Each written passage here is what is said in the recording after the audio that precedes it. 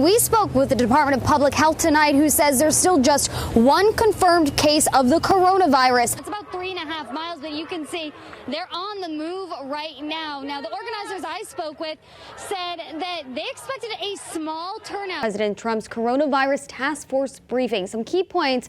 The president announced that the National Guard will deploy to New York, California, and Washington. This is a very active scene. I want you to take a look.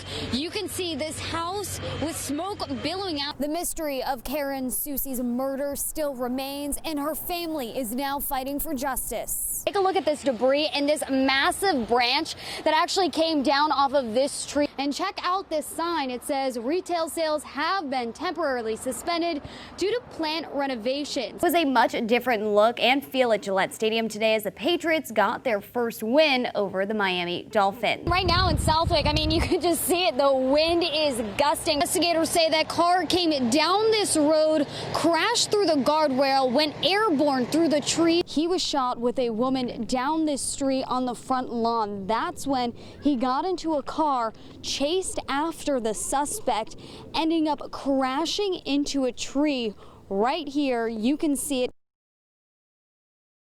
Nothing. Nada. Mira. Nobody's doing nothing for us. A group of tenants from a Holyoke apartment building on Essex Street holding back tears. They say come Wednesday, they will have no place to stay. There's about 13 families in here right now, but there's around 19 families that have been displaced. Sunday night, a 30-foot section of their apartment building's roof came crashing down. Fire officials say no one is allowed back inside until the building is fixed. We just hear a really loud noise, and the building kind of shook. So I look out the window and I see that a piece of the building had fallen. Naomi Cruz is speaking out for the entire group exclusively to Western Mass News. According to documents, the apartment building is owned by Windsor Realty. She says the representative of the landlord, Lucian Ranowski, has put them up in a hotel until Wednesday morning. We don't have any plans. We don't know where to go. We can't go back to our apartments that we pay rent for because it's not safe. She says the group is desperate to take action. When it hits 11 o'clock tomorrow, we are all going back to our apartments, and I don't know, we don't care if the police are going to try to stop us, the fire departments. We're going back inside our apartments because we don't have a place to live right now. It's a cry for help. These people don't want to go unheard. You know, we have small children, so we're really frustrated. We're a big family right now. We're all trying to help each other. We all work. We all pay our rent. We have our children. It's not fair that we're living under these circumstances right now.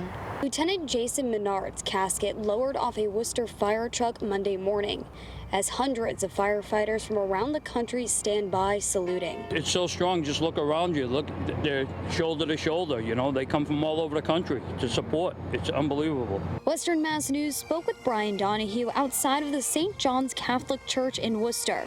He says the death of a firefighter is something Worcester has seen before, but that doesn't make it any easier.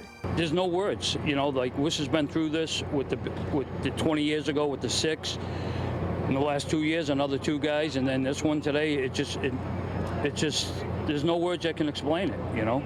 As my brother was a retired Worcester firefighter, so it hits closer to home. Lieutenant Menard being hailed a hero, making the ultimate sacrifice Wednesday morning when a home on Stockholm Street went up in flames. The lieutenant saved 2 of his fellow firefighters before becoming trapped inside of the home. It's with a very heart that all of us are out here today, whether we're dressed in blue or whether we're civilians. We all step up for one another, and especially in the city of Worcester, where we've had way too many losses. Pat Hassett walked 5 miles to be here, overcome with emotion. The sky should be full of sunshine. It could be full of sunshine, and the tears would flow just as heavy as they are going to flow now. She, like everyone else, calling Lieutenant Menard a hero. There's a special place in heaven for this guy, and it's not that his number was up.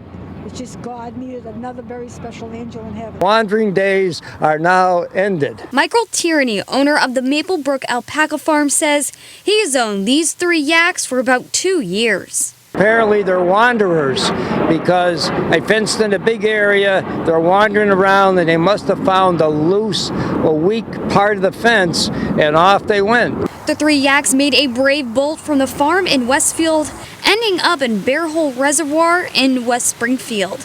Police say they were first spotted Wednesday night. Someone from the environmental committee was hiking and spotted the yaks. But you see, this isn't the first time the yaks got loose. They escaped last week for the first time. I was down Cape Cod for the week. I put them back in, and then my fault, I didn't discover where they got out. They got out again, I think a few days ago, and I got a call yesterday that they were in Bear Hole in West Springfield. West Springfield Animal Control headed down to help Michael safely corral the yaks.